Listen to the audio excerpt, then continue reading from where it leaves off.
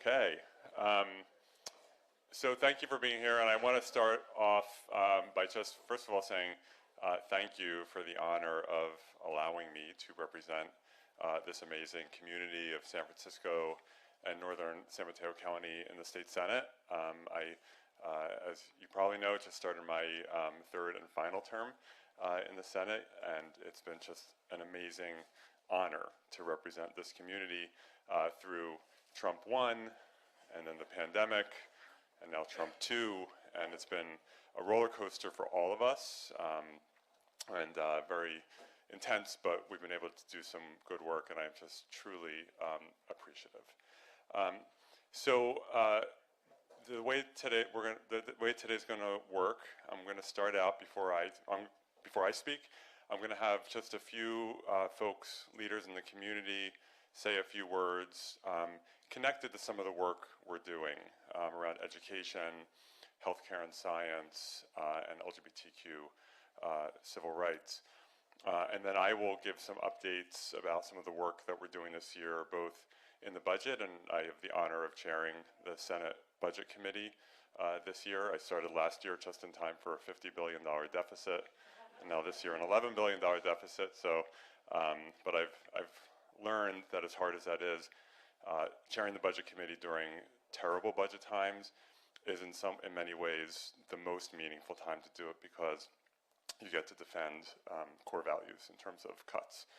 And then talk about some of the legislation we're working on this year, and also how our work interacts with what's happening, the sort of disaster unrolling in Washington, D.C., and how that's affecting California now, and how it is likely to affect us in the future. So, and then we'll answer some questions.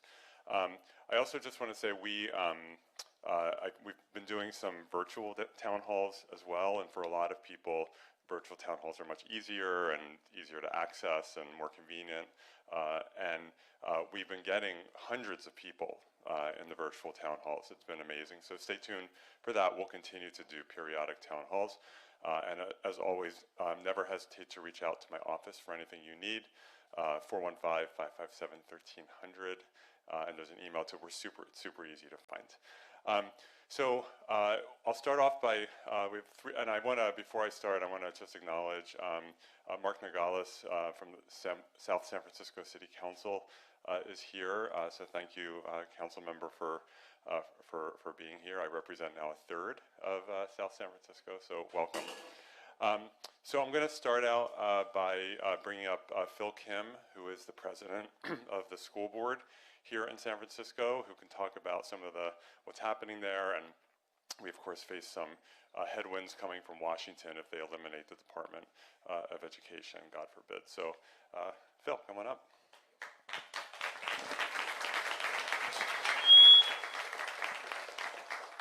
Hello, everyone. Can everyone hear me in the back? Okay, cool. My name is Phil Kim. I have the honor and pleasure of serving as the president of the school board here for San Francisco Unified School District. I'm also a proud resident of District 8, living right down the street at 18th and Noe, and have been there for some time. I'm really grateful to be here today to share a little bit about the work that we are doing both at the district and the impacts of this federal administration on the very real services that our most vulnerable students, frankly, in the district are being impacted by. And so, you know, I was appointed in August when I was previously working, I'm a career educator, by the former mayor onto the school board just before this administration took office in January. And I was voted on by my colleagues as president early January after knowing all of this. And so it's been a time of a very sobering reality of where we are right now. Not only that, but the district itself here is facing some significant challenges. We have a $114 million deficit here this next school year alone, or this school year right now, in addition to an ongoing structural deficit that we're working to close. We are well on our way of closing that $114 million deficit with no closures taking place right now. We're about $111 million of the way through. It's been painful, it's been challenging, but it is the right thing to do, is to spend within our means and to ensure that we build a viable, sustainable, and solvent school district. The reason I share all that right now is because we have so much work to do at the local level to focus on what we are doing financially, operationally, academically to provide safe, thriving education systems for our students. What we do not need is a federal government right now who is trying to pull back the scarce resources that we already receive from the federal government, which accounts for about 5% of our $1.2 billion budget. What we don't need is a federal government threatening those funds and risking literally the lives of our students at a time when we have immense challenges ourselves in thinking through how we can support our students on the day-to-day. We need a united front of elected leadership here at the state and federal levels who are willing to do the hard work of pushing back on this administration so that we can actually do our jobs as educators in doing the work. One example of this is the federal government in their rollback of AmeriCorps funds sued SFU, or rather, issued a notice to SFUSD and said, you must comply with all of our orders, executive orders from the federal government in order to receive what amounted to less than $1 million of funds, but put at risk all the federal funds that we were receiving from the federal government. Those funds from AmeriCorps would support things like our queer groups in middle schools, our AmeriCorps volunteers who are supporting with our most marginalized students in our district. And so we were proud to partner with the City Attorney's Office to sue and issue and successfully gain a temporary restraining order from the federal government to allow us to continue providing these critical services for our students. Yes. I want to thank City Attorney David Chu for partnering up with us, and we are now formally entered into an MOU ongoing to ensure that the resources and capacity of the City Attorney's Office is going to support SFUSD. But this is what I mean by providing a united front of our elected leadership here from San Francisco and making a very clear message that I was gonna swear, so I won't swear, but you cannot mess with SFUSD because we do provide services to our most marginalized communities here. But there are some very real challenges ahead of us, right? And I have a litany of things here, and I won't go through all of them. But one example I will give is this federal government, there's a program called SNAP, the Supplemental Nutrition Assistance Program, that provides low-income families here in our community with direct assistance to eat. And this federal government has been insistent on pulling those funds back. We as a board have been incredibly focused on how we can support our students to achieve excellence in third grade reading, eighth grade math, college career readiness. We cannot expect our students to come every single day prepared to learn if they don't know where to get their food. And I'm very, very thankful to Senator Wiener and his team for working with the California state to think through the California Universal Meals Program that will allow for us to continue providing those critical services and supports for our students. Because at the end of the day, our school system is much more than just our buildings and our schools. We provide essential services to our students. And what we need, again, are legislators who are willing to say that if the federal government is not going to be able to do this, then our state will, right? And these aren't non-negotiable things that I did not imagine as an educator we would need to be arguing about. In addition to things like basic things, like ensuring that immigration services cannot enter our schools. We have been yes, very much. We are a sanctuary district. We have been very clear about the protections that we want to have for our school sites and our families we serve. And we are in a place today where we are now working at the state level with the support of Senator Wiener to enshrine that in state law. I could not imagine that we are in a place where we need to reaffirm these commitments for our community, and yet here we are, right? All I am asking as the president of our board is to allow the space and capacity for us to focus on the very real problems we have locally. And we will continue to do that, but we need the support of our leaders, and I cannot be more grateful for that support from Senator Wiener and his team. So thank you so much for your time and here. Thank you, Phil. And we, in last year's budget, with a $50 billion deficit, we fully protected funding for K through 12 education, and we're really committed to continuing to protect K through 12. So I now want to bring up Dr. Vanessa Jacoby from UCSF. We're doing a lot of work at the state level around protecting healthcare access with some of the attacks, and also trying to protect science and scientific research, which is so critically important. And so Dr. Jacoby is a professor of obstetrics, gynecology, and reproductive services and the associate vice chancellor for clinical research at UCSF. She's also the director of the Clinical and Translational Science Institute. In her research, she focuses on improving care for people with uterine fibroids and has conducted multiple clinical trials. And she's just a real rock star, and we're lucky to have her, and we need to make sure that she and researchers like her continue to get the funding they need to be able to save people's lives. So, Doctor.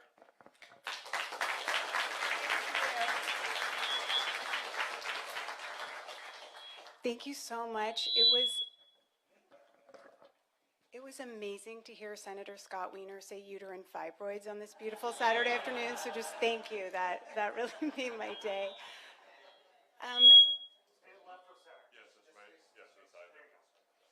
Got it. Yeah, thank you so much. Thanks for the opportunity to talk about how cuts to federal research funding are deeply impacting our ability to provide you and your families with the most innovative care. As Senator Wiener mentioned, I'm an obstetrician gynecologist. I'm also a constituent. I live in the Inner Park side.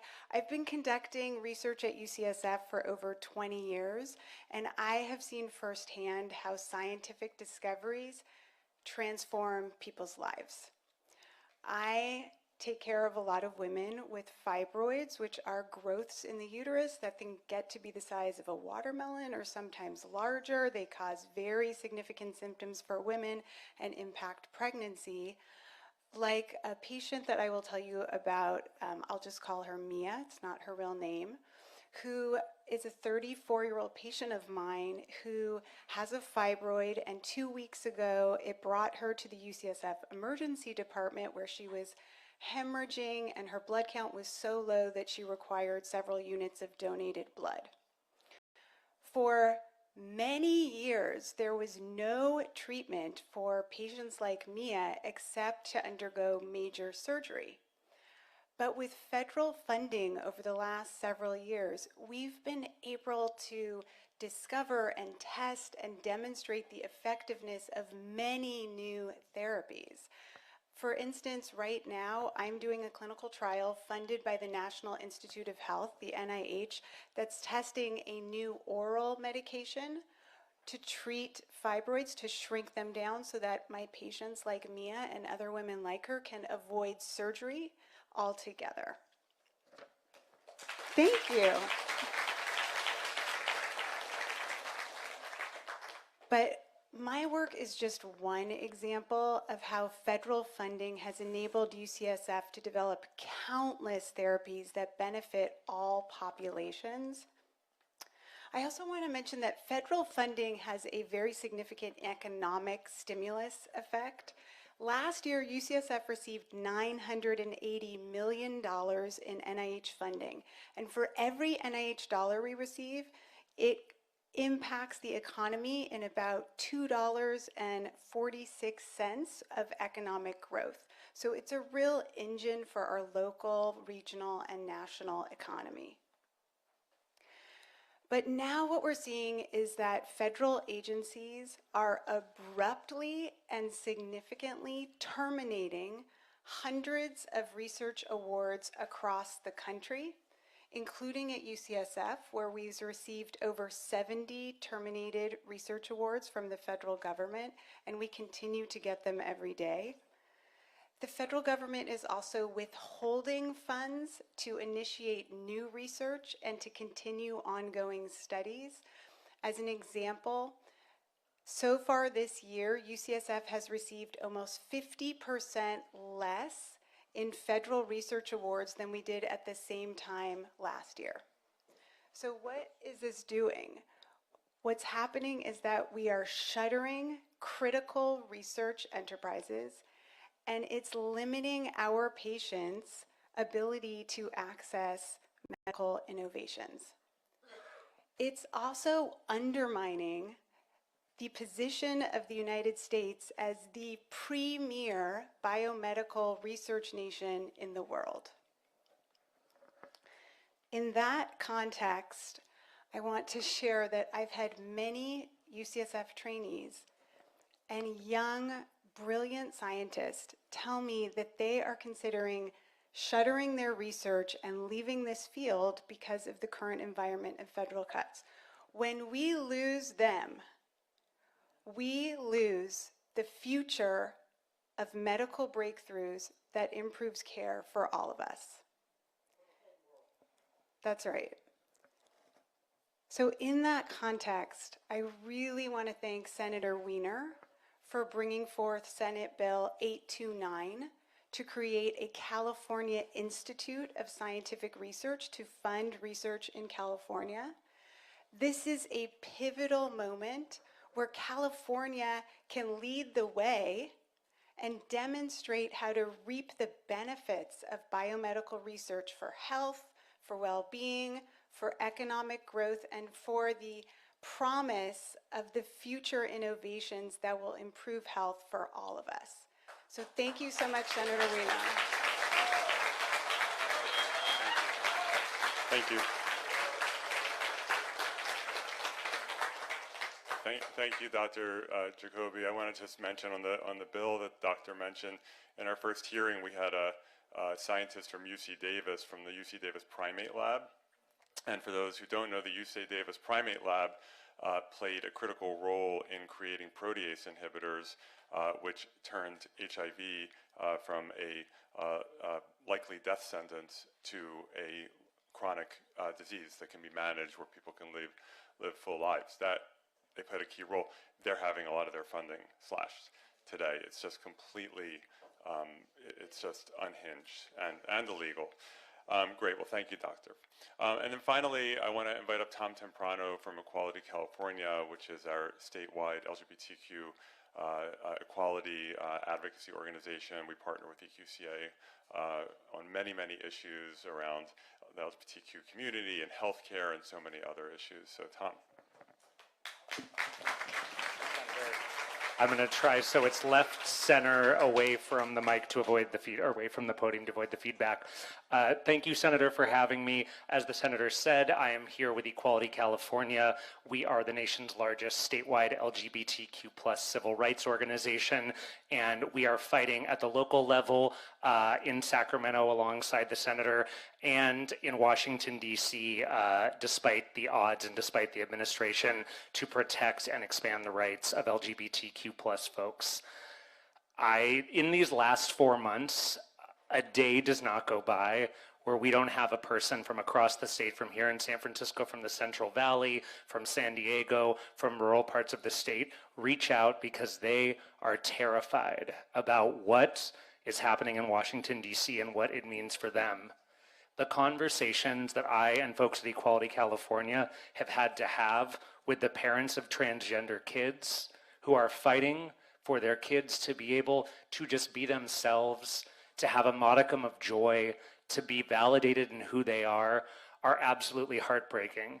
And the conversations they're having to have with their kids, because we have a bully in chief in the White House who, before he did anything to help solve the economy, which he's run off the cliff, before he did anything to help with our out-of-control healthcare and housing costs, from day one has made sure that his administration launched an unprecedented attack on the rights of LGBTQ+ people and transgender people in particular. That was Donald Trump's day one agenda.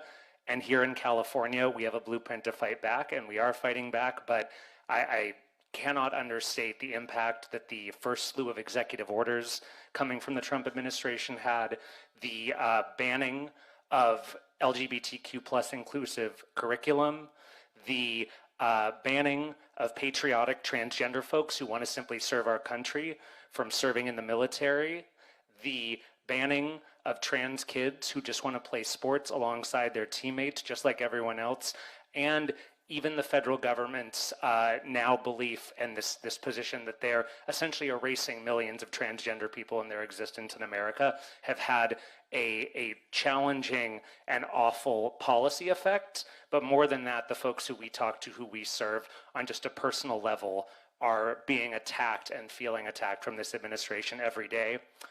Right now, I don't know if folks have been following the budget and reconciliation process happening. As a part of that, House Republicans are threatening to strip healthcare from trans folks across this country. They are currently proposing massive, massive cuts to HIV and AIDS services, including $239 million cuts to Ryan White funding. As the doctor mentioned, we are facing an unprecedented attack on research impacting our community. So all of the great research that has gone into PrEP, PEP, the incredible strides we've made in preventing new HIV infections has been completely imperiled by this administration, who are proposing 40% cuts in HIV and AIDS research, who are essentially stopping all funding of any research that mentions LGBTQ plus people, period. It is not, I think, hyperbole to say that this administration is trying to shrink us, trying to erase us, and we're not going to let them. We will not let them erase us. And we are lucky to be here in California, where as challenging as things are, I can say with certainty, working with our national partners, that there is actually no safer and more affirming place to be a queer person than here in California. And I have to take the opportunity to say much of that is thanks to you, Senator. You are the most courageous legislator in the country when it comes to LGBTQ plus issues, and we are so grateful for it. And because of that work, that is an applause line for the senator. He truly, truly takes on the toughest fights that impact the most marginalized members of our community and wins those fights. But even here in California, with a Democratic supermajority and Democrats in all of our constitutional offices, we are seeing Republicans in the legislature trying to roll back some of our state level protections. They're trying to roll back protections for incarcerated transgender folks, for transgender students in schools, again, attacking our LGBTQ inclusive curriculum. Fortunately, because of the senator and his colleagues, we've been able to fight back those efforts thus far, but I don't want folks to think that this is just a Texas, an Ohio, a Florida problem. We are dealing with those attacks even within our own state legislature here. Fortunately, we do have a great bill package at Equality California, 12 bills that are both trying to continue to advance these hard-won rights while also protecting against the worst of what the Trump administration is proposing. 2 bills in particular that we are thrilled to be working on with Senator Wiener, including one that is helping to make sure we passed a law 2 years ago that made California a state of refuge for trans folks, their families, and healthcare providers seeking healthcare coming from other states, where that healthcare, thank you, Senator, for that. That is a law that we passed in 2022, I believe, that actually made us a state of refuge that protected those patients, their families, their doctors. We're now installing an additional layer of protection to make sure that law enforcement from some of these hostile states can't weaponize private medical information to target these folks or providers. That one is one of the bills we're working on with the senator. We also, as I mentioned, the federal government is trying to erase the existence of transgender people, which means that on federal government documents is essentially invalidating and completely erasing people's existence. Here in California, we still have access to affirming records, but many of the records, when folks do change their name and other things, are public and set folks up for doxing, as those are public, those are pieces of public information. So we're also working on a bill with the senator to make sure that that information actually can be protected, and that folks who simply want to change their names and have government documents that reflect who they are can do so privately without fear of retaliation or doxing. So again, there's a lot of doom and gloom out there. As I said, we get these calls every day, but it is truly an honor to do this work in partnership with you and to be in a state like California where we believe trans people are real, they exist, trans kid exists, and they're welcome here, and we're going to keep that fight going. So thank you, Senator.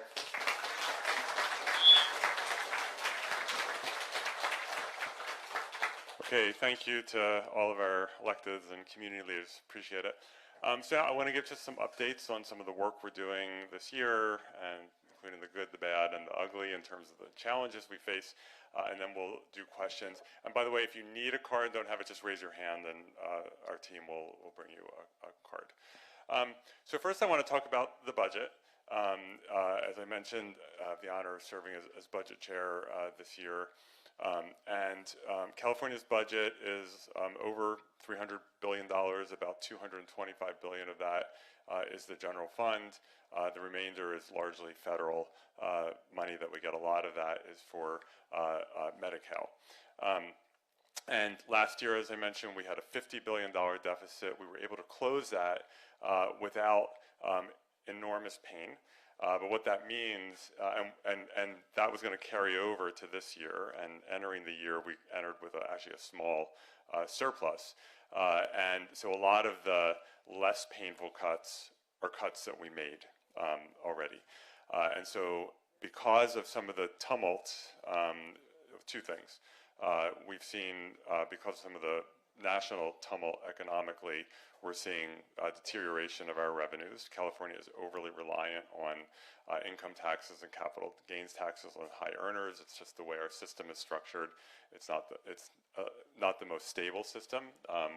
We should probably change it. It's really hard to do tax reform because there are winners and losers, as you can imagine, but that's the system that we have. We also have seen an increase in Medi-Cal costs, and that's not limited to California. We've seen Medicaid costs going up around the country in significant part because of the cost of pharmaceuticals. And so we are trying to grapple with how do we get a handle on the cost increases around Medi-Cal, and then how do we balance our budget, which we are required to do under the Constitution by June 15th. As I mentioned last year, and again this year, we're really protecting education spending. The governor, in his revised budget proposal this past week, there was going to be a significant cut to UC and CSU. The governor is proposing to significantly reduce that cut. I'm grateful that the governor has done that. There are some, and the governor, as you may have seen, proposed some scale back on Medi-Cal for undocumented Californians. We are one of the states that provides health care to all residents. If you don't provide health care, we have a large undocumented community in California who have often lived here for decades. They work, pay taxes, start businesses, put their kids in school, and so forth. And if you don't provide health care, people either don't get health care or they go to the emergency room to get primary care, which is not great for them and is very, very, very expensive for California. So we are proud that we provide coverage to everyone in California, and we're worried about what they're going to do in terms of attacking states that provide care for undocumented residents, but we are grappling with that. The governor has proposed a budget proposal from this week. As we go through it, we discover new things. It's a very big document. It's not, we've been fighting this year for funding for public transportation. Our major transit systems in the Bay Area, Muni, BART, AC Transit, Caltrain, face devastating service cuts if we do nothing. 2 years ago, in 2023, we were able to provide some emergency funding. These systems, by the way, have had structural operating problems for many years. The pandemic made it worse. Muni is recovering probably the strongest, is about 80% of pre-pandemic ridership. A number of Muni lines are over 100% compared to pre-pandemic. I, as a resident of this neighborhood right down the street, I've been taking Muni regularly for 28 years now.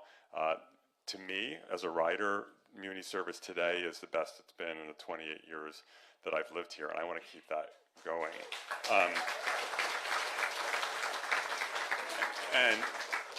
And BART, which has had some real struggles and is more like in the mid to high 40s in terms of ridership recovery, although the number of riders riding is much higher, but in terms of the number of trips taken, it's lower. BART has done enormous work, and we've tried to be helpful to them to methodically replace their fare gates, to reduce fare evasion. They have doubled the frequency of their deep cleaning of their cars. We've tried to help them with just all, and as a rider, I think BART service is getting better, but they still have some more work to do. But if we do nothing, BART will collapse. It will be a vague shadow of what it used to be. The service reductions will be so severe that it's hard not to see it, just causing a complete death spiral of the system, potentially hourly trains, no evening or weekend service, eliminating several lines and a number of stations entirely. I mean, it's unthinkable. We can't let that happen. Muni will eliminate a large number of bus lines if nothing happens. Again, can't let that happen. Same with AC Transit, Caltrain. So 2 years ago, we got funding in the budget to bridge towards a longer-term sustainable solution. We're working on that sustainable solution now, which is a Bay Area regional funding measure for transit to provide that stability. That would be for the November 2026 ballot, paired with a measure by Mayor Lurie just for Muni. And those two combined will stabilize things. But that money doesn't come in until 2027. And so we're working again in the budget this year. Unfortunately, the governor's proposal, I don't know if it's what he intended, but it slashes transit funding, some existing transit funding. I don't know that he intended to do that, and we're going to work with him. So on that. We've also gotten a lot of feedback about the arts are nationally. I mean, what's happening, you know, this is an administration that it's like they don't believe in arts, they don't believe in science, they don't believe in so many of the things that in San Francisco are like, you know, sort of like sacred to us. We love arts and we love science, and we know that they both make the world a better place. They're just slashing all of that. National Endowment for the Humanities, National Endowment for the Arts. We know what they're doing to PBS and NPR, et cetera, et cetera, et cetera. And it's really crushing down on arts organizations. The budget proposal now does have a cut in arts, and I'm aware of that, and spoken to some people who've been getting outreach, and very aware of that. And that's something that I know there will be a lot of support to try to protect arts. And by the way, I want to thank all the local artists who allow us to show your art in our office. We do art shows a few times a year, and it's with local artists. It's really amazing. There are, there are other. We're trying to protect funding for housing and for homelessness. We've done a lot to try to support local communities in addressing homelessness. We've really expanded state support for affordable housing, which had been more close to non-existent for a long time, and we've really ramped that up in recent years. So there are so many priorities in the budget, and there are many more that I did not mention. It's a big budget, and there will be pain this year. I just want to be straightforward about that. It's going to be a painful deficit to close, but we are going to really work hard to protect our core values in California, and to make sure that we are, that working families are able to survive here and thrive. And again, June 15th is our deadline. And we also want to know if you hear examples in the California budget or in the federal budget of an organization or something that's being impacted. We like to know about it. So please have that organization, or you can just pass it along to us, because we don't know what we don't know, and we want to know what's happening sort of on the ground. So I mentioned transit, that we are working to stabilize the finances of these systems, because the Bay Area would not be the Bay Area, and San Francisco would not be San Francisco if transit falls apart. And it's not just about the hundreds of thousands of people who rely on these systems every day to get to work, to get to school, to get to the supermarket. It's also even for people who never take transit. We saw what happened last 8 days ago, Friday morning, when BART went down for a technical reason, and that happens every 10 or 15 years. Technology sometimes fails. But we saw immediately, even on a Friday morning, which is like the latest day of the week, all of a sudden traffic congestion was horrific. And for those who remember any of the BART strikes from back in the day, when transit fails, everyone pays the price. Everyone, with congestion, can't get to work, the economy and so forth. So we have to get this done.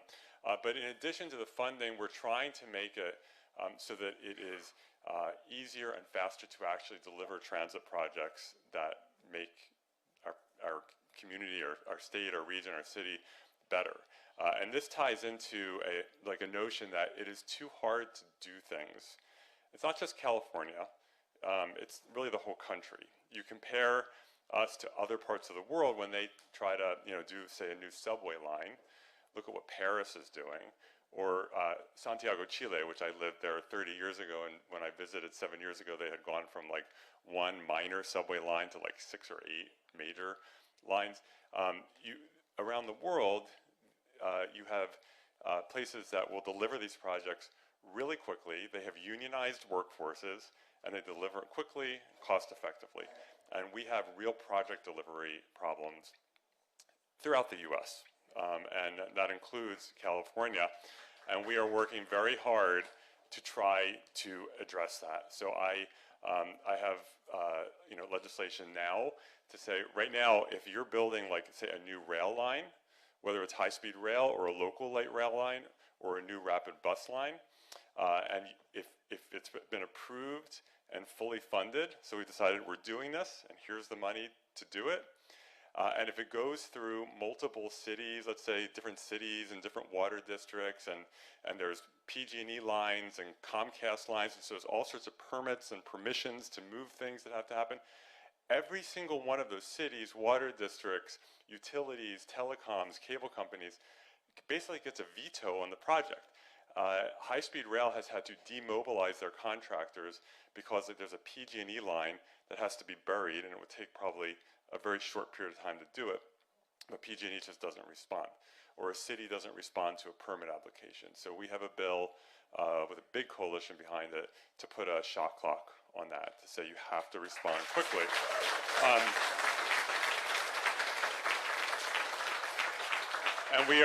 And we have other legislation just to streamline and expedite the permitting for these projects. So let's get it done more quickly. It's not the global solution to the problem, but it is one significant chunk of the problem. On housing, that's been something that has been obviously a priority for me, and it's not just random priority for me. It is a huge issue. As long as I have lived in San Francisco, this has been a huge issue. It's only gotten worse over time. And in San Francisco, the Bay Area, and increasingly all throughout the state, it's everywhere. We are pushing working people out. We're pushing families out. We're pushing young people out and signaling to them that you have no future here unless you're going to live with a bunch of roommates for the rest of your life. And some people love living with a bunch of roommates, but not everyone does. And so we are, we've done doing a number of things. We've been trying to make it easier to build new homes, and that is one of those issues where in San Francisco there are some people who love me for that and some people who hate me for that, and that's fine. That's democracy. But we have, through the work that we have done, we have been able to accelerate approval of new homes in San Francisco and beyond. And I'm really proud of that work. We're seeing it's much easier to build ADUs for people who want to put ADUs on their property. We're trying to we made it easier to build student housing because we know that college students have high rates of homelessness. And when you don't have enough on-campus student housing, it means that they're competing for the regular housing stock and driving up those costs. Made it easier to build senior housing and so forth, and we're going to continue that work. We've also, as I mentioned, really ramped up state investment in affordable housing for low-income people, and that is having huge benefits up and down the state. We're also, even though I'm best known for housing, I actually do more healthcare bills than I do housing bills. Just they don't always get the same level of attention. We've done a lot of work over the years on expanding access to mental health and addiction treatment. I think in society as a whole, there's this, there's so much stigma around behavioral health, viewing it as it's a personal failure. So if you're depressed, or you have anxiety, or you have a trauma, or you are addicted, just snap out of it. Just be tough and just be better and snap out of it. That's been society's approach for a long time, and that doesn't recognize that these are diseases that need to be treated, and in a broad spectrum of ways. And insurance companies, reflecting that societal view, have historically made it all but impossible to use your insurance coverage to get behavioral health, if you're not in an emergency situation. And we don't want people to be in an emergency situation. We want to get people the help they need before they're heading to the psych emergency room, before they lose their job or their family or their home. So in addition to all the work that we're doing, that the mayor and the board of supervisors are doing in terms of the most visible manifestation of the mental health addiction crisis on our streets, in terms of trying to get people off the streets into a stable situation and get them the support they need, there's that is the tip of the iceberg in terms of mental health addiction problems. Most people who have these problems are not homeless, that you don't see them, but there are people who are suffering in silence, families that are suffering in silence. And so we worked hard, and we've been able to pass some nation-leading laws to force insurance companies to cover more of these treatments. And this year, we are also focused on a few very specific issues in the healthcare system. One is we have a very fragmented healthcare system, as probably everyone knows, because we all experience it in our lives. And there are entities in the healthcare system called pharmacy benefit managers, PBMs. You may have read about them. Sort of the middle, the middlemen, middle people, middle women, who that basically started out as small administrative bodies that the health insurance companies used to negotiate drug formularies, to set pricing, to pay pharmacies. They have now grown to the point where they're often bigger than the health insurance companies, and they have so much leverage that they insert themselves into the middle between the providers and the health insurance companies and the pharmaceutical companies, and just draw out all of this value and money. And it drives up the cost of prescription drugs because they make more money when drug costs are higher, and it's destroying community pharmacies because they have their own online mail order pharmacies. And for anyone who's had a situation where you have a choice, you can get a 90-day supply if you get it by mail order, but if you want to go to your local pharmacy, you can only get a 30-day supply. That's one of the things they do to try to force people into the mail order, because they'll make it more convenient. So we have a bill this year, a bill last year that got vetoed. I think we can get it signed this year, to basically ban all the abusive practices that they engage in, and to finally put some regulation on them, because right now there's essentially no regulation. And the good news is we have broad bipartisan support. It's one of those, not everything is a partisan issue, and one of the things I like about the legislature is there are various issues. This is one, mental health treatment is another, where there's really there's no gap between Democrats and Republicans, because this affects every community. So we're getting broad support. We also have a bill with bipartisan support to cap insulin copays at $35 a month, to mirror what Congress did with Medicare. So we're going to continue to do that work as we try to save Medicaid, Medi-Cal in California. I want to talk about Medi-Cal. Almost 40% of Californians get their health care through Medi-Cal. We expanded under the Affordable Care Act. States had the option to expand Medicaid and have the federal government pay 90% of it. California took full advantage of that, and it's a great thing. So 15 million Californians get health care through Medi-Cal. Some of those are seniors who have Medicare where Medicaid supplements it. So they'll still have health care if they lose it, but it'll be diminished health care. I know everyone's probably watching what's playing out with the quote-unquote big, beautiful bill. It's a redefinition of the word beautiful. It's big, it's definitely big, and it's actually pretty pretty darn ugly.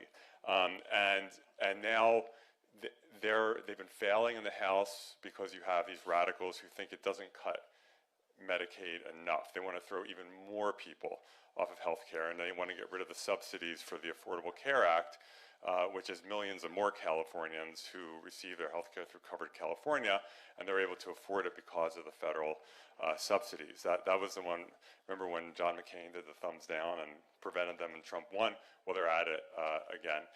So we, depending what they do, it could have a horrific impact in California. And I want to be very honest, there are limits to what we can do to compensate and backfill that. We are required to balance our budget. We can't do deficit spending in California, can't print money, and the scale of it, we already have a deficit in Medi-Cal, as I mentioned, and so they could really do a number on us. If they reduce that 90% reimbursement to 80% or 70%, et cetera. So we beyond California, we need mass mobilization to stop them, and that means because we have Republicans, vulnerable Republicans, who have 30–40% of their constituents receive their health care through Medicaid, and they need to be very, very clear that if they backstab their constituents, there will be consequences, and that is happening, and it needs to keep ramping up. I want to just mention a few other things. We've been working very, very closely with Mayor Lurie and his administration on a few different issues. One of them is around housing, and particularly moderate income housing, which is 80 to 120% of the median income. This is an area where people make too much, and a lot of times it's teachers, folks in healthcare workers, too much to qualify for low-income housing, which we provide subsidies for, but not enough to afford market-rate housing.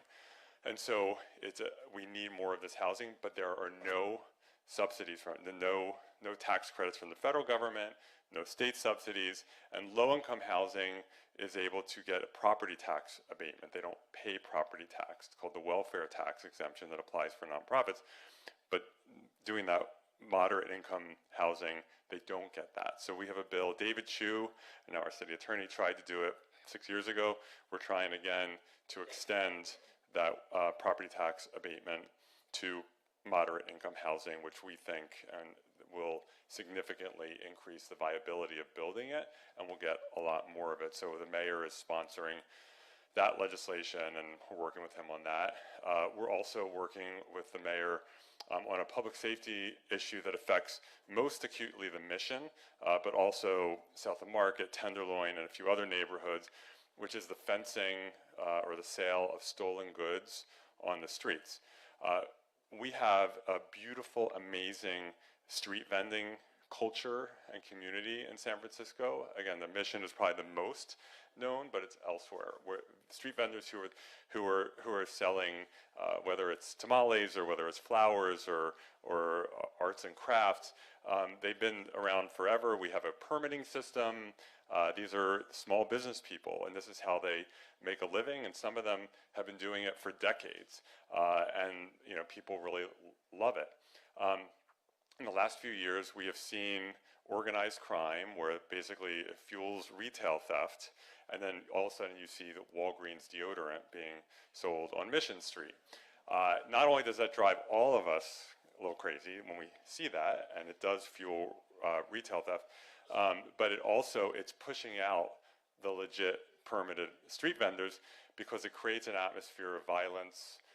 Public works inspectors started wearing bulletproof vests when they were doing inspections, and so we're working with the mayor and with the street vendors and Mission and other community groups on legislation to give the city and to give the police more tools to be able to address the folks who are selling goods that we know are stolen, while leaving the street vendors, the legit street vendors, alone. And so we have broad support for that, and I want to thank the mayor for working with us on that. And then finally, I just want to mention, Tom talked about some of the work we're doing around LGBTQ people. this year as we defend against what's happening in the federal government. And by the way, as a gay man who came of age in 1987, when I was 17 years old, when there was no treatment for HIV, there was a mass die-off happening. It was a very, very grim time for those who have been around for a long time.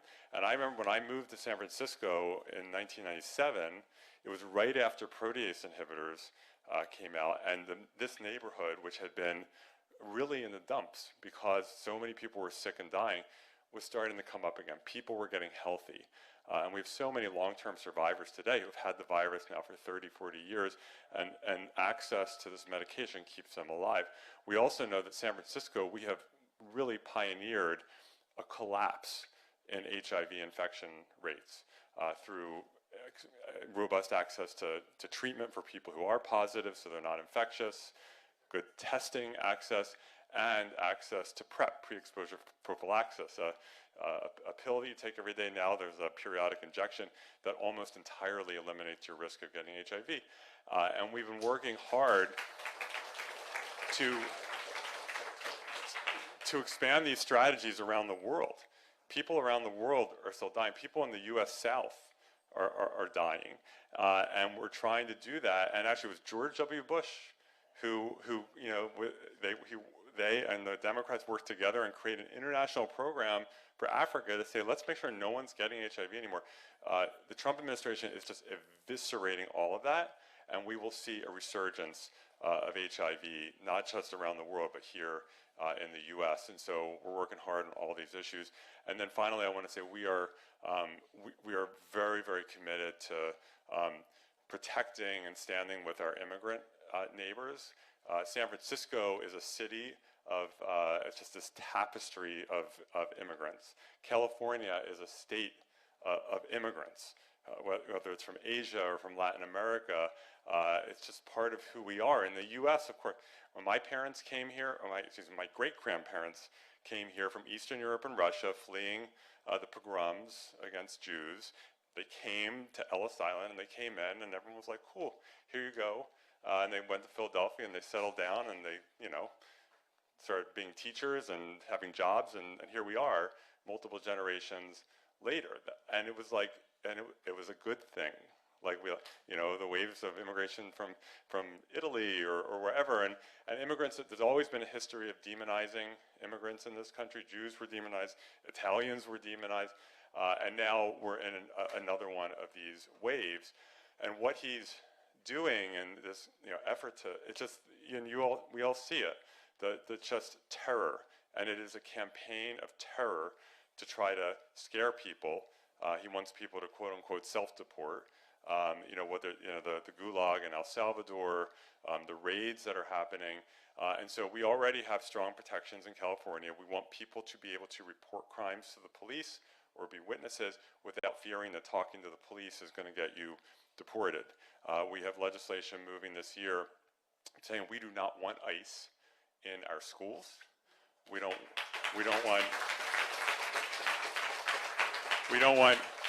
want ICE in our hospitals and health clinics. We have people who are not seeking health care. They don't want to seek health care because they think they're going to get deported, and they don't want to send their kids to school. So we're going to continue to do that. Obviously, the federal government is powerful, and there are limits to what we can do, but we want to be clear that we're not going to be part of the deportation machine. So I will stop there. And so thank you again for allowing me to represent you. And I think we will thank you for submitting questions. So we got a lot. Okay, and we'll get through as many as we can. Probably can't do everything, but I'm around. It's really easy to find me. Okay. Governor Newsom's budget did not include the $2 billion needed to save Muni and BART. Can the state legislature obtain this funding and add it to the budget? So we have a $2 billion statewide request. That's not all for Muni and BART. It's statewide. And we were never, honestly, the chances of getting $2 billion was always probably not the best, but maybe you get some subset of that. And so, yeah, we have been, and I want to really commend my new colleague from across the Bay, Senator Jesse Arreguín, who was the mayor of Berkeley and who grew up in the Mission. He's a San Franciscan, not anymore, but it's always San Franciscan at heart. I always guilt him about them. Like, in San Francisco, you have to help me. And he's been an amazing partner in working on these issues. Unfortunately, the revised budget proposal from the governor, because we now have to try to restore some of the cuts to transit, it makes it harder to then, it's much easier when you're not fighting cuts and you're just like, hey, we want to get some more investment. When you have to dig yourself out of the cuts and then try to get new money in a bad budget year, it makes it harder. So yes, we are working very hard to do that. We have a strong coalition. I can't guarantee success, but we're going to work very hard to do that. So let's see.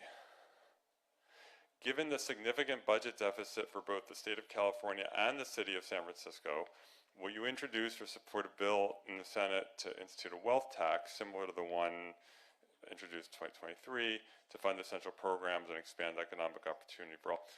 What I will say is that I do think that, I personally think that we need to look at revenue. We're going to have to make cuts regardless, and when it comes to revenue, we want to be very strategic and thoughtful. One of our Senate Democratic Caucus, we have, during recent deficit years, we have proposed large corporations received a 40% tax cut from Trump and his allies in 2017, the first Trump tax cut. And so the idea of recouping a portion of that, not even the whole thing, a portion of it, and it would be, and that kind of, the thing about the corporate tax, California, which we have one, it doesn't just affect California corporations, it's out of state who are doing business in California. And so, to me, revenue has to be on the table.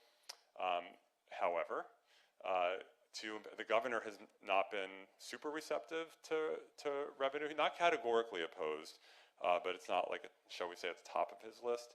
And passing a new tax in California requires a 2/3 vote of the legislature.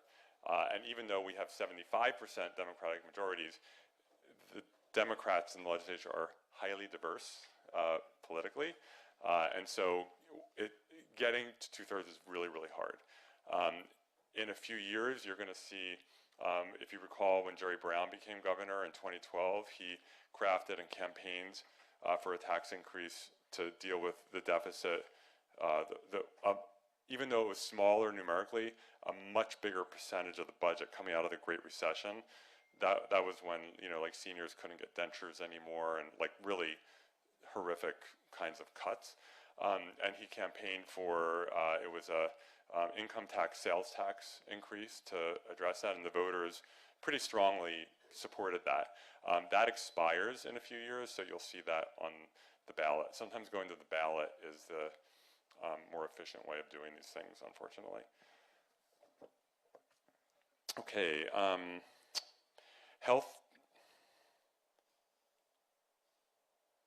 Health decisions about medications have been taken away from doctors and patients by corporations like PBMs, and health insurers.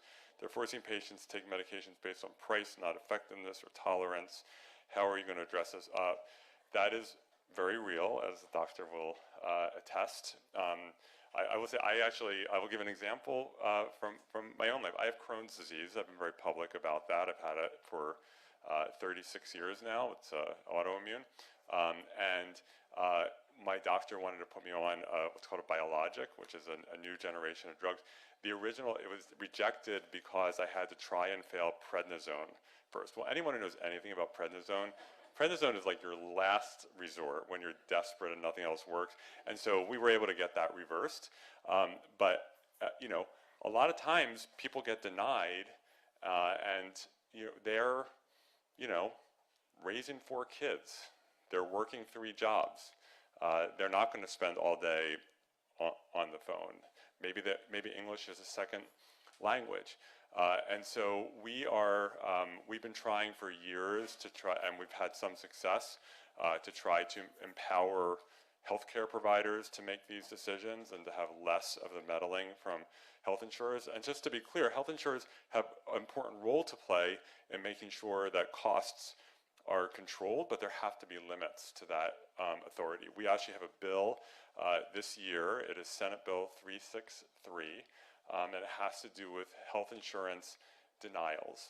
And right now, if your coverage is denied by your insurance company, you have to go through an internal grievance process. And if that doesn't succeed, you can request what's known as an independent medical review, where you have outside experts, physicians, who will make those decisions.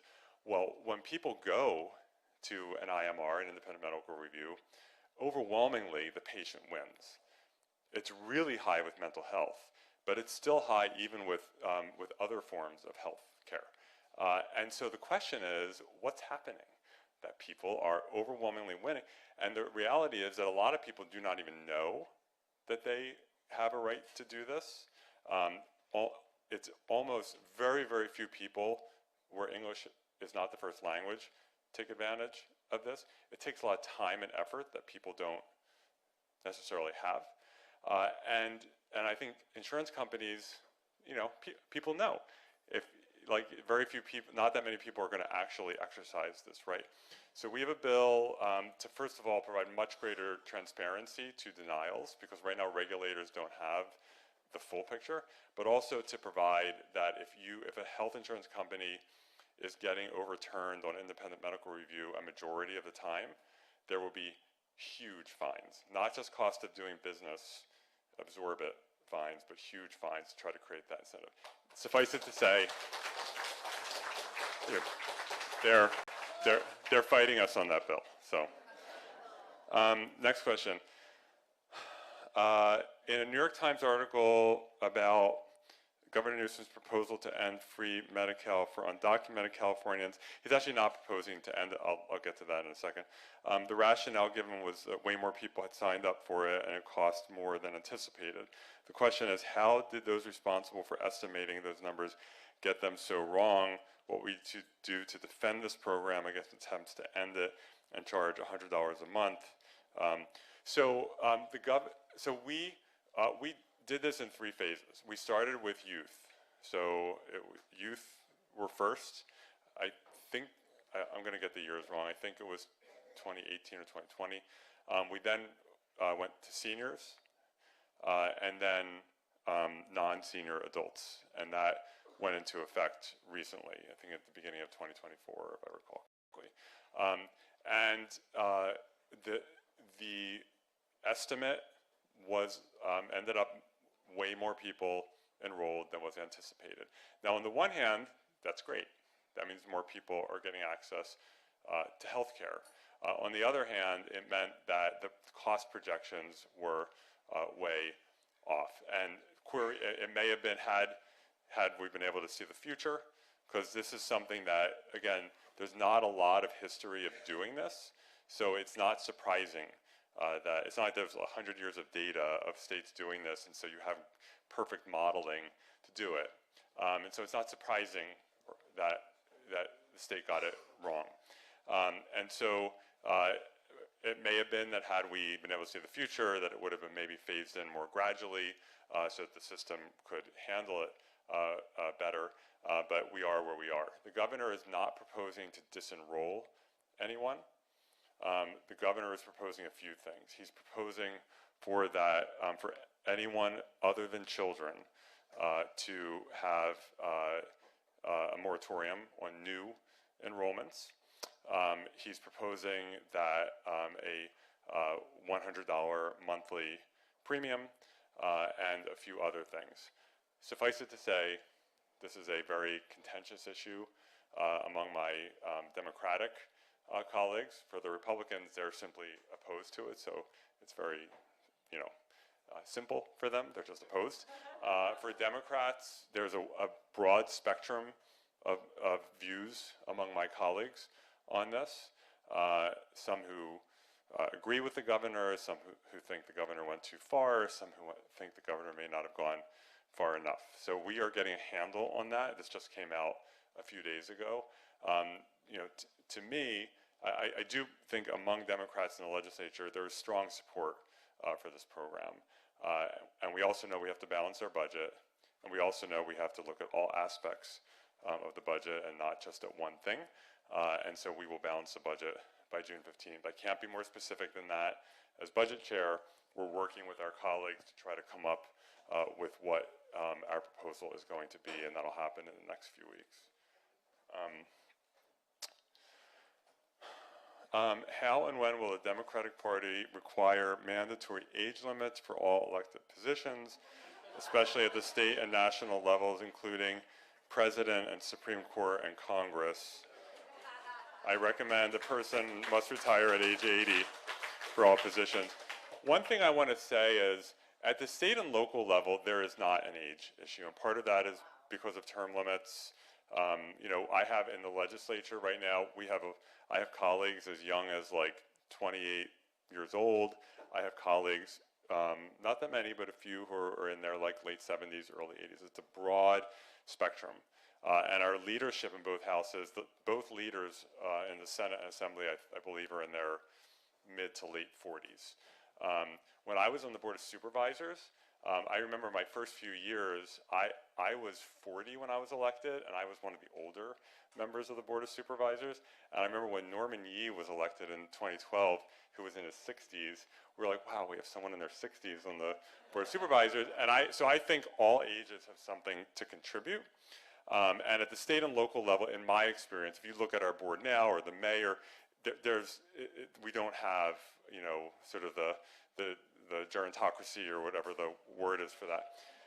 If you also, I just say this because I think if you look at Congress, especially the House of Representatives, the Senate is a different thing. The House, the average tenure of members of Congress is like 9 years, right? There are people who stay for 30, 40 years, and there are plenty of members who stay for just a few terms. The issue to me, should there be an age limit? That's a fair topic of conversation. The issue to me in Congress is the seniority system, right? I think it's great to have a diversity of ages, but we have a system now where the young members of Congress, and by young, I'm not just talking about like 25, I'm talking about, you know, anyone who's not been there for a long time, are shut out of power. And so instead of saying, let's have the 75-year-olds and the 50-year-olds and the 32-year-olds all be making decisions together because they all have different types of wisdom to add, the younger ones are just shut out because of the seniority system. We don't have that in the legislature. I chaired a committee my first year in the legislature. I authored major bills my first year, and that's true of new members who just came in this year. Our only form of seniority is the office that you get. More senior members get bigger offices. But in terms of the actual work, it really doesn't matter. And so I think in Congress, they need to dramatically scale back the seniority system, dramatically scale it back. I think that will be more effective than an age limit because the age limit wouldn't affect the vast majority of members of Congress. And so a 69-year-old who's been there for 30 years wouldn't be age limited out under this proposal, but would still be under that seniority system. So that's just my my take on the matter. So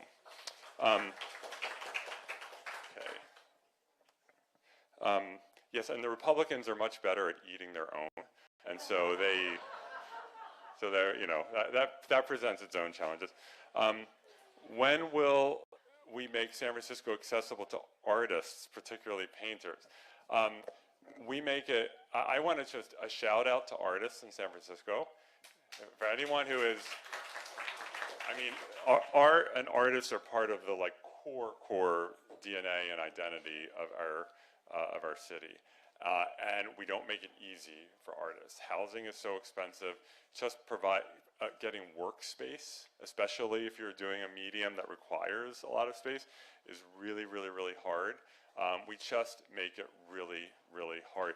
And despite that, the artists are still here.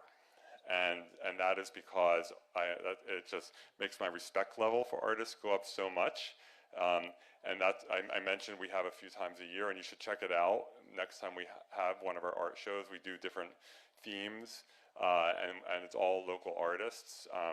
And so I'm a believer in public support for art in terms of making sure people can have the workspace they need, people have some of the financial stability that they need, and so I've always supported at the board. And San Francisco does way more than other cities do. California needs to do more, but has been doing more than it used to. We're trying to protect that money in the budget, but it's important. And finally, I want to do a shout out to an amazing organization. I was at their event last night, and we've shown their art as part of my art shows.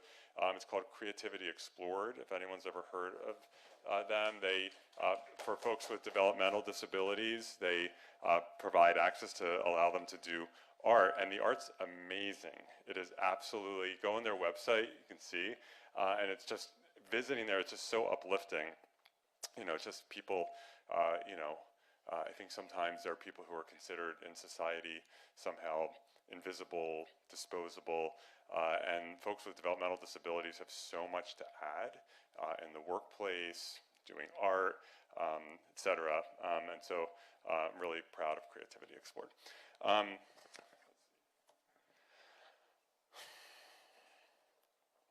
Someone's mentioned the proposed cut of $11.5 million Performing Arts Equitable Payroll Fund. So this happened because we, years ago, AB 5 was passed that to avoid misclassification of people as independent contractors who should be classified as employees. It was Uber and Lyft was sort of so that passed. Uber and Lyft then went and did a ballot measure and got themselves exempted from it via their ballot measure. But there are arts organizations and theater companies that were really, really impacted by this. And so we created a fund that to help support them in converting independent contractors into employees. The proposed budget from the governor, I think, cuts that. We just learned about that a day or so ago, and it's definitely something we're very focused on. Again, I can never make guarantees in a horrible budget year that could get worse depending on what Congress does, but this is very, very much on the radar, and I've already spoken to a few different local folks about it. Okay, so Muni and BART, we've talked about already. San Francisco's sluggish housing production, what can we do about that? So we have San Francisco, we've accelerated the permitting process. San Francisco's impact fees are profoundly higher than other cities, and so it becomes very expensive.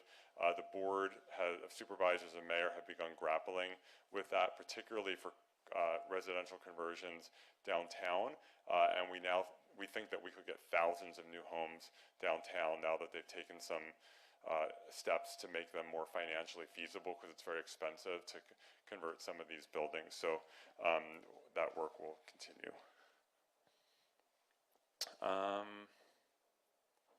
Another housing.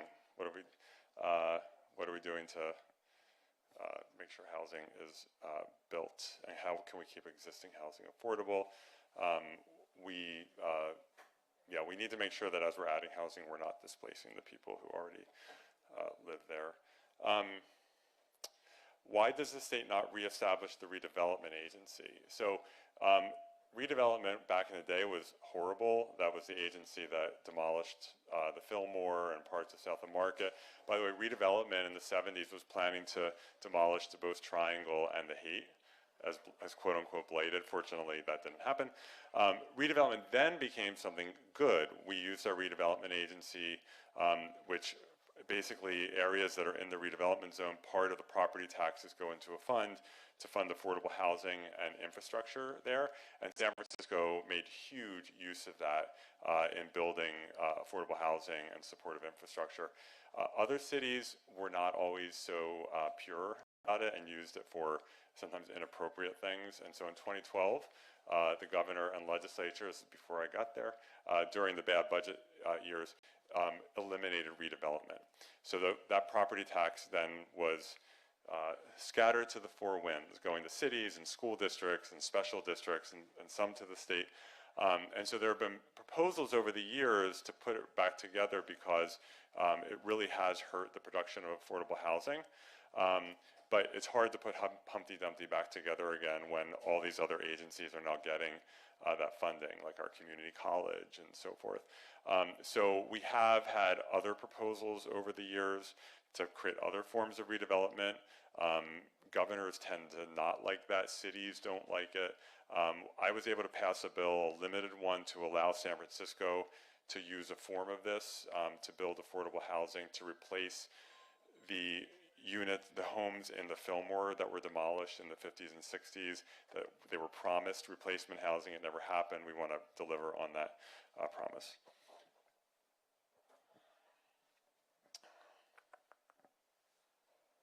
Yeah, so someone's asking about CEQA, the California Environmental Quality Act, because I have a bill on that this year.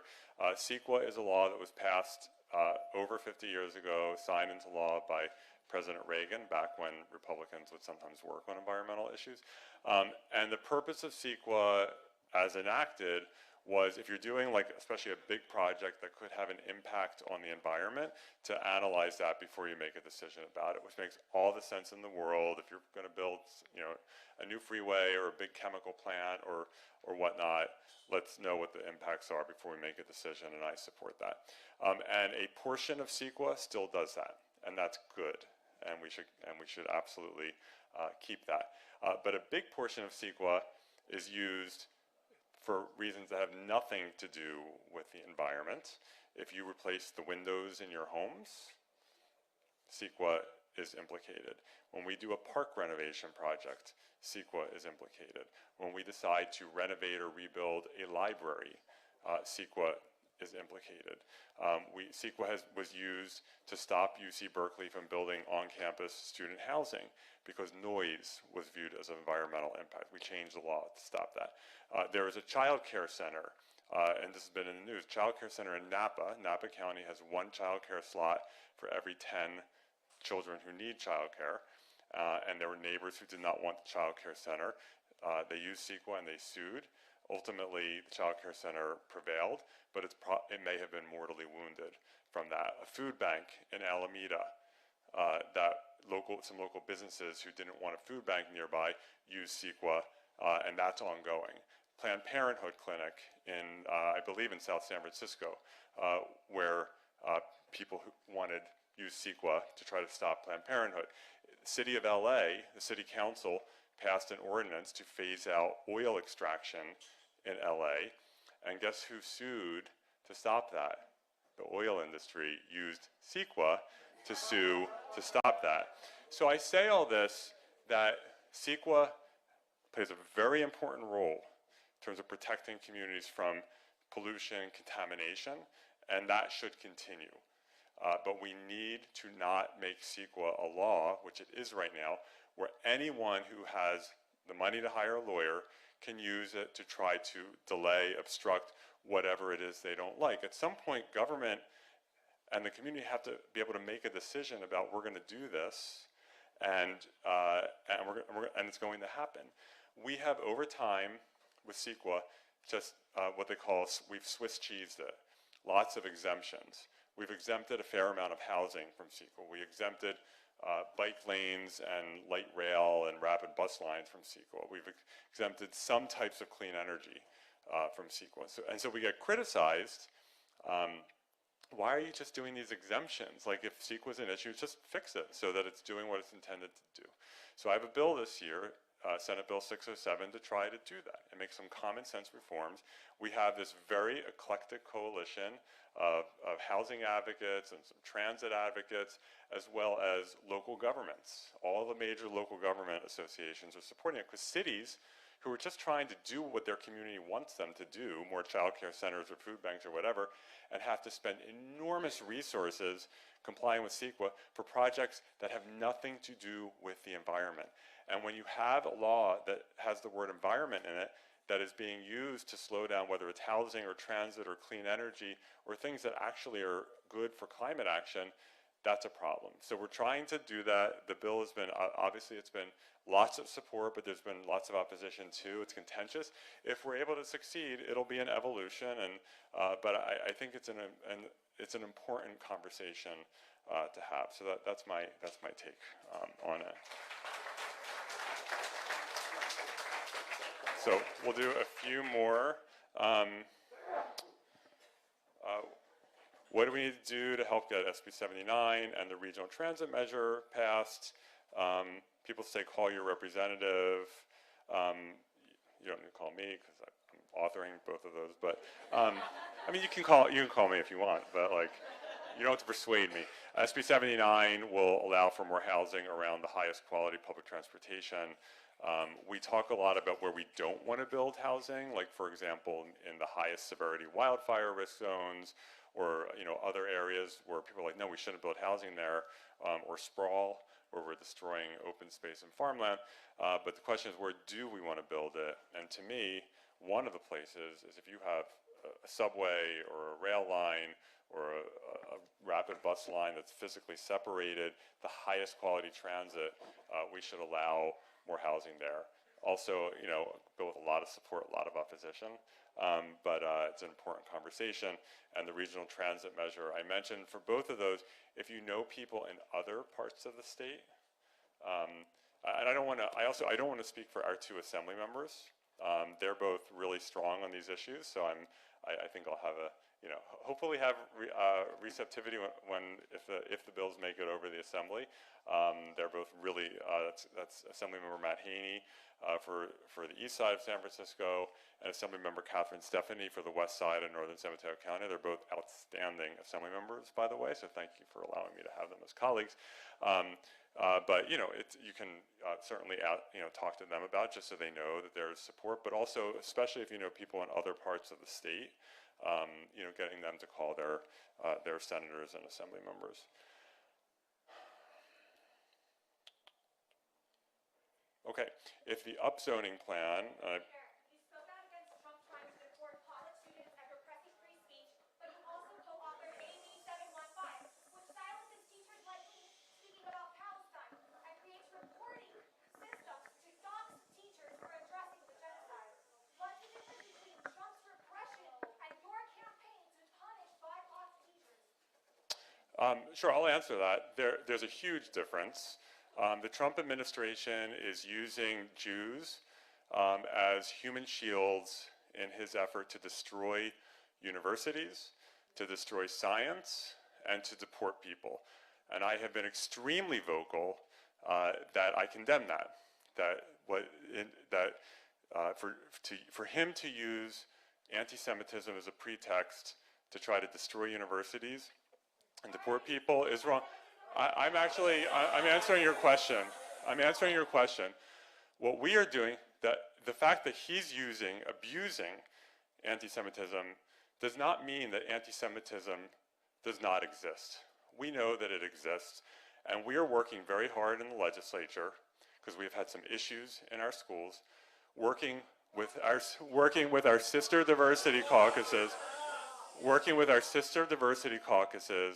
to craft a solution, and I'm proud of that work, and so I've answered your question. Thank you.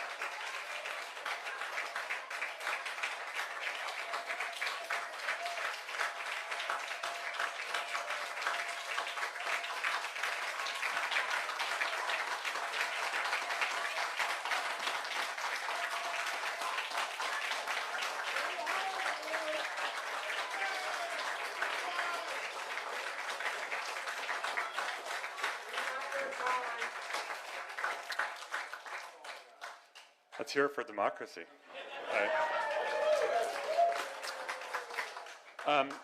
Okay, upzoning. The question about the mayor and planning department's upzoning proposal about how, if we're building more housing, how we deal with infrastructure. And so, you know, it's really interesting. Normally when communities, and if you look at the history of humanity, as cities form and as cities grow, when more people are around, when you need more housing, you build more housing, and you also build more infrastructure. And both are incredibly important. We need housing.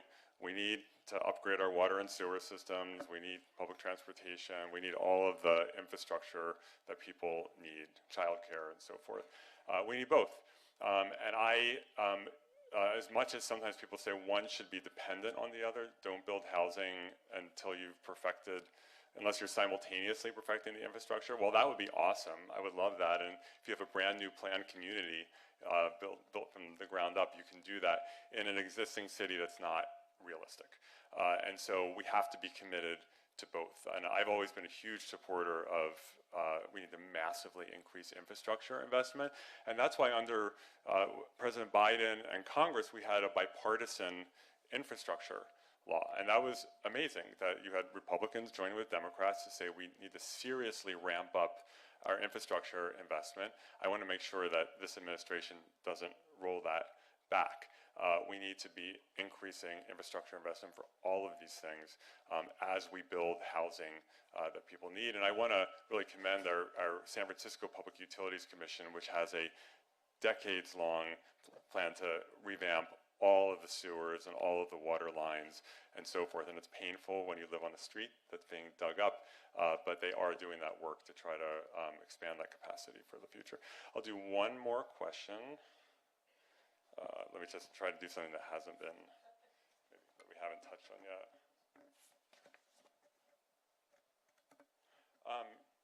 Yeah, someone's asking a question about a bill I authored. I'll read it. I truly respect the intent behind Senate Bill 357, protecting vulnerable people from being unfairly targeted by police.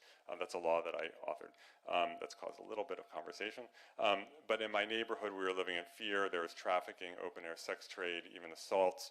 I'm assuming you live on Shotwell or Cap or thereabouts, South Van Ness.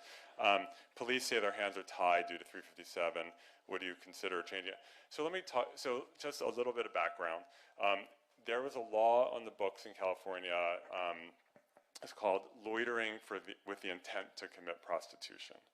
It was adopted in the 90s, and the idea was that you had communities where when you had open air sex work happening, that you would have people loitering, and it clearly has real impacts on communities when you have, especially in a concentrated area, sex trade happening. And on Shotwell Street, Cap Street in the Mission, also sometimes on South Van Ness, it's been for decades, and you can go back and find Chronicle articles from the 90s. It's been an ongoing issue. It is really problematic for the neighbors who live there when you have lots of sometimes very aggressive, loud activity, people having sex on the street, like, you know, all night long.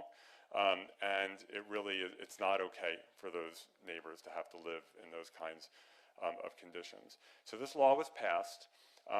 The challenge with the law is that loitering, which historically, if you look at the history of loitering laws, loitering is very vague. And this law in particular, the basis for an officer to arrest someone could be how much makeup you're wearing, if you're wearing a short skirt and high heels and dressed a certain way. And so, as you can imagine, there was profiling that happened in terms of who was being arrested. It was overwhelmingly, black and brown people, and a lot of trans women. It's sometimes referred to as the walking while trans law. And so when we first thought about repealing that, New York State repealed its law. We're looking at it. I called SFPD and I said, hey, we're thinking about doing this. Tell me how you use this law. I want to know how you use this law, just so I can at least have that in mind, to be fully informed. And the response we got from SFPD was, we don't use that law. We stopped using it years ago. because it's problematic. And so we moved that bill forward. It passed. And then we had, even before it went into effect, because there was the delayed implementation, there was law enforcement in various parts of the state.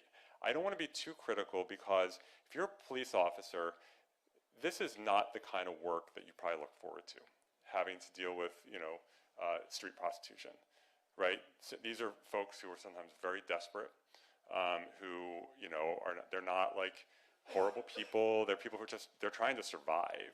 And so they, sometimes there's a desire to be like, it's not our fault, it's this bill's fault. And so even before it went into effect, we had some law enforcement around the state saying, oh, because of this law, we can't do any enforcement anymore, before it was even in effect. We had a situation in San Diego where they did a state local operation to rescue, and they rescued like 20 young women from trafficking and arrested like 20 traffickers. It was a hugely successful operation.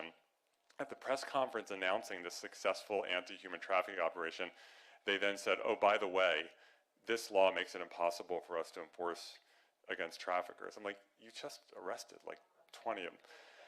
In San Francisco, I will be honest, I work really well with SFPD and have a lot of respect for the department. Mission Station, this is now the second time that Mission Station, there was a previous captain who did this, and now apparently it's happening again, telling neighbors that we can't do anything because of this law, but they stopped using the law years before I authored the bill to repeal it. And we actually double checked. We went back and we pulled all the data, and they were not using it. So, I know this has been a huge problem for the neighbors. I know that former Supervisor Ronan on Cap Street, they had done the bollards. I actually haven't been down in a couple months. Are they still there? And then it just moves to Shotwell or to South Van Ness. So we're of course always open to ways to be able to help. But again, the loitering law was not being used for a very long time. And when we write the penal code, and I've been on the public safety committee. I'm in my 9th year.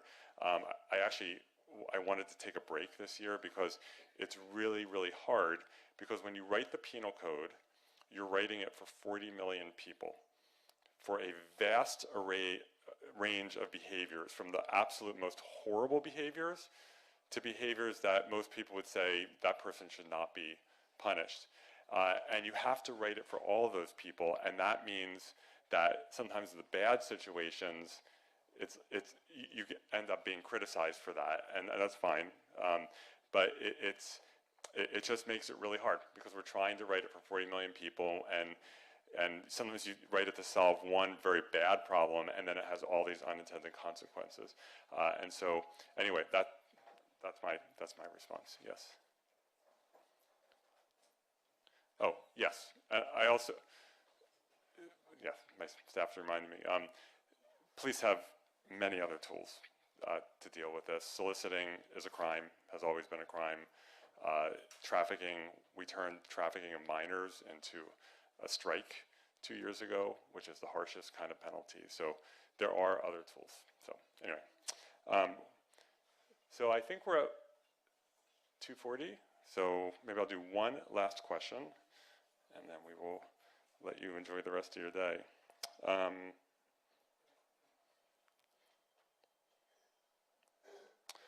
Someone's asking me if we should roll over and play dead with Trump's assault on democracy and the rights of LGBTQ community. No. And I've been very vocal about this, that we all learned, for those of us who did get bullied when we were kids, you learn that when they ask for your lunch money, you don't give them your lunch money, because they're not going to go away. They're just going to ask for more. And so I don't want to advocate violence. I wouldn't say punch the bully in the face, but some people might do that. But the answer is, you just have to say no. And we have seen already what happens when law firms fold and do what he wants. It's not like he goes away. He just asks for more. And the law firms that push back are winning in court. When Harvard finally said no, that sent a powerful message to all other universities. When the governor of Maine just said no, you may have seen he was trying to bully her, and she said, fine, I'll see you in court. And she saw him in court, and she won, right? They tried to take all of Maine's education money away, and she won. And so, as I think it was Ben Franklin, correct me if I'm wrong, who said we either hang together or we hang separately. And so I'm in favor of hanging together and beating this guy together. So let's do that. So thank you so much, everyone. Appreciate it.